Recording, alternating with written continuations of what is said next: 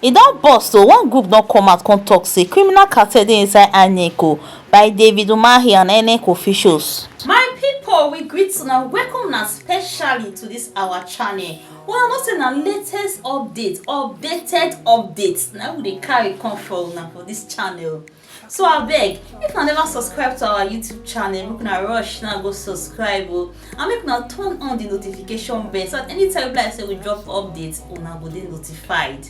Abeg, make una follow us on our Facebook page and make una help us dey share our videos so that others sef go see am. Una do well o. Anyway, my people, make we enter the tori wey we carry come for una. My people, no be small thing o. This David Umahi wey be the former governor of Ebonyi State, im name just dey trend up and down for yeye things since so. This time around now, one group don come out like this now come reveal say criminal cartel dey inside INEC like this so. Say this David Umahi say im hand dey inside o, including some INEC officials.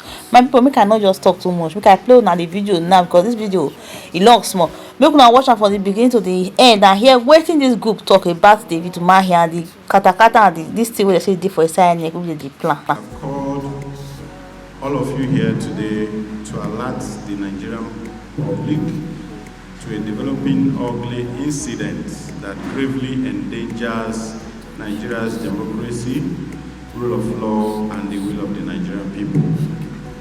It has come to the notice of Odimandi Ebonyi that there may be an illicit cartel in the headquarters of the Independent National Electoral Commission that is allegedly specialized in forgery of beaver reports and other INEC documents for unscrupulous politicians to the detriment of the wishes of the Nigerian electorate.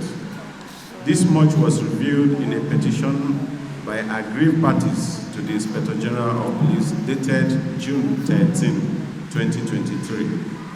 Specifically, we note with dismay a grievous allegation that the immediate past governor of Ebonyi State, Chief David Umahi had procured a beavers report and compliance certificate from the aforementioned cartel within INEC to advance for sinister purposes targeted at perverting justice and endangering democracy. We are further alarmed by the accusation that some staff of INEC, namely Mrs. Nena A. Essien, an Assistant Director, Data Management in INEC Headquarters, and one Rekia A. Nazu, a Deputy Director in INEC, amongst others, may have colluded with the former governor of Ebonyi State to procure the alleged fake beavers report and compliance certificate in his bid to subvert the will of the people of Ebonyi South Senatorial District. This allegation is one that strikes at the heart of Nigeria's democracy and therefore must not be left unattended or be treated with levity, irrespective of the characters that may be involved. Who knows how many more desperate politicians across the length and breadth of our country, Nigeria, that are in possession of similar forged INEC documents procured from this criminal cartel within the commission and jostling to mislead the judiciary in different locations. We are also aware that the acting Inspector General of Police, IGP, Egvedokun, a man of high professional standing and integrity, had on his appointment promised, and I quote, to devour the internal enemies of Nigeria like a lion. Consequently, Odimandi Ebonyi is convinced that there are no greater enemies of Nigeria than those focused on truncating her democracy and its gains so far. Accordingly, this is a test case for the IGP to prove his commitment and resolve to fight crime and other anti-Nigerian forces.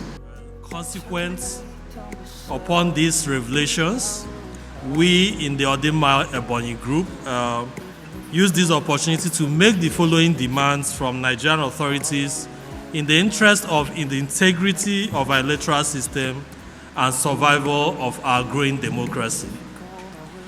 Number one, we call on the Acting Inspector General of Police, Mr. Kayode Egbetokun, in line with his vow to resolve to fight the enemies of Nigeria. Of course, we recall that he said he's like a tiger that will fight the enemies of Nigeria, to immediately constitute a crack forensic team to investigate these grave allegations, and if found to be true, to ensure that the perpetrators of this evil against the people of Nigeria are brought to book immediately. Secondly, we demand on the chairman of the Independent National Electoral Commission, INEC, to openly cooperate with the police and the Nigerian public, as well as other relevant law enforcement agents, to unravel the allegation in the interest of the integrity of the commission and the development of our country. Thirdly, we call on all the courts of justice handling the election petitions, especially in the case of Ebonyi State, to be on their alert and ensure that they are not hoodwinked or smeared by unscrupulous and desperate politicians, but discharge their duties according to law, and most importantly, on the strength of verifiable and valid evidences that will be presented before it, in the interest of justice and rule of law.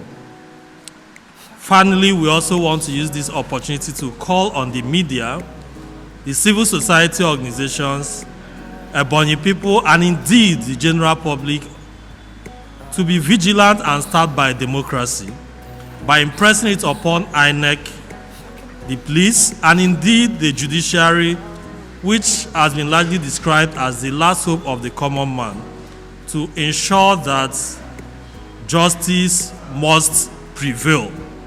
An injury to one Nigerian is an injury to all.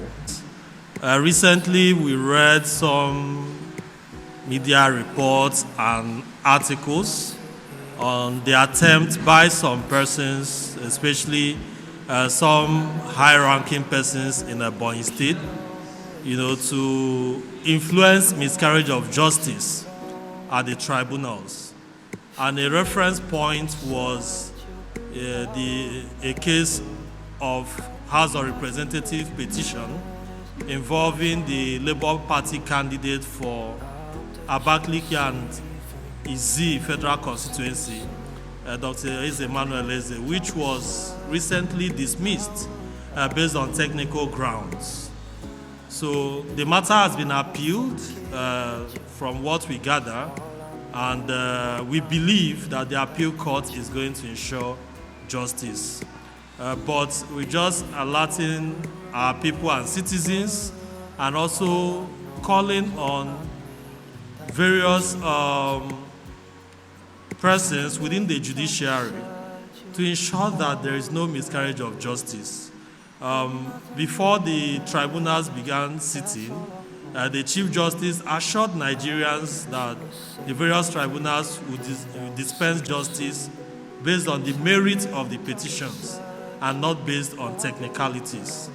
And we believe in the judiciary, and it behoves on the various tribunals to act in accordance with the statements made on behalf of that respectable institution, that is going to dispense justice based on the merits and not based on technicalities.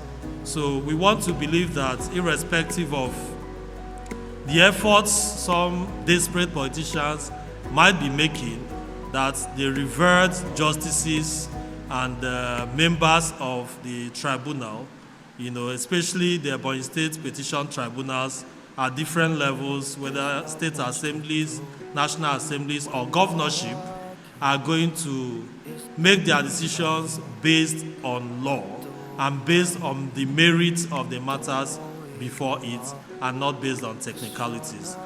Hey my people, now wow, not be small thing, no, not be small thing dey happen for this Naija, yeah. Anyway, my people, and the update will carry come like this be this, so make una drop una comment and una reason am o, and make una no forget to like and share.